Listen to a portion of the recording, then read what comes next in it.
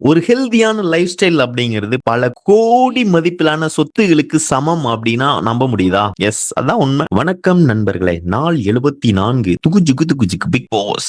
நேரம் காலை 5:30. அப்படியே காலையில அழகா எழுந்துட்டு detox water and beetroot and டர்மரிக்ல 2 ஃபிளேவர்ல எடுத்து சாப்பிட்டுட்டு நேரா வண்டியை ஜிம்முக்கு விட்டாச்சு. ஜிம்முக்கு போன உடனே கார்டியோ முடிச்சோடனே அதுக்கப்புறம் செஸ்ட் ஒர்க் அவுட். நல்ல பொறுமையா அழகா சூப்பரா நிறைய வெயிட்ல அழகான ரெப்ல செம்மையா வச்சு அழுத்தி விட்டாச்சு. நல்ல ஃபீல். ஜஸ்ட் ஒர்க் அவுட் பண்ண ஒரு பயங்கர சாட்டிஸ்பாக்சன் இருந்தது. அதுக்கப்புறம் அப்படியே வீட்டுக்கு வந்து அழகா முட்டையை சாப்பிட்டுட்டு 8 முட்டை கைஸ், 8 முட்டை அழகா சாப்பிட்டுட்டு அதுக்கப்புறம் அப்படியே ஆபீஸ்ல கொஞ்சம் வேலை இருந்தது. நேரா போயிட்டு ஆபீஸ்ல வேலையை பார்த்துட்டு அதுக்கப்புறம் ஒரு மீட்டிங் வெளியே இருந்தது. மீட்டிங்கும் போனேன்.